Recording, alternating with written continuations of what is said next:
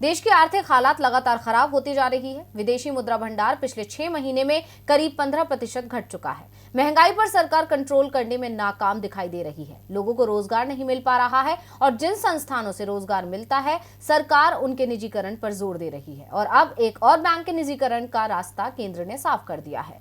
तो किस बैंक का हो रहा है निजीकरण, देखिए ये रिपोर्ट। देश की अर्थव्यवस्था हिचकोले खा रही है। वर्ल्ड बैंक से लेकर तमाम आर्थिक सर्वे एजेंसियां और यहां तक कि आरबीआई भी देश के विकास दर का अनुमान लगातार घटता जा रहा है।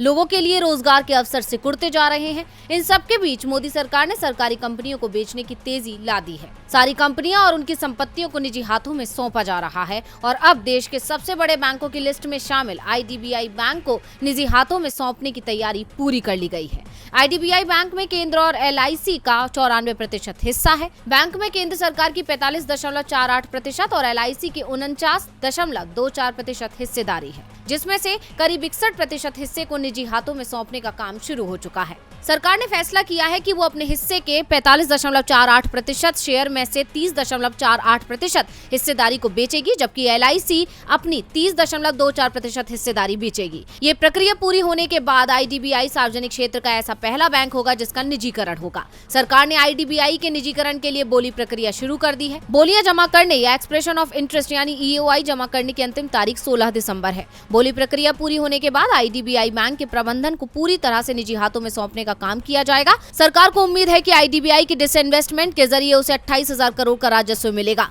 वैसे केंद्र सरकार ने 2021 में ही आईडीबीआई बैंक के निजीकरण का फैसला कर लिया था। बैंक मई 2017 से मार्च 2021 तक आरबीआई के प्रॉम्प्ट करेक्टिव एक्शन पीसीए के तहत था। मार्च 2021 में आरबीआई ने वित्तीय प्रदर्शन में सुधार को देखते हुए आईडीबीआई बैंक को पीसीए ढांचे से हटा दिया था। इसके बाद इस बैंक को निजी हाथों में सौंपने की तैयारी शुरू कर दी गई थी। सरकार ने दावा किया है कि बैंक के निजीकरण से खाता धारकों पर कोई असर नहीं होगा। उनकी जमा पूंजी पहले की तरह ही बैंक में सुरक्षित रहेगी। उन्हें उसी दर से ब्याज एफडी पर इंटरेस्ट मिलता रहेगा। वैसे सिर्फ आईडीबीआई के निजीकरण की ही तैयारी नहीं है। इस लिस्ट में BEMS, shipping corp, CONCOR, Vizag steel, NDMC के नगरनार स्टील प्लांट और एचएलएल लाइफ केयर जैसी कई कंपनियों को बेचने का लक्ष्य भी बनाया जा रहा है। डीवी लाइव की रिपोर्ट।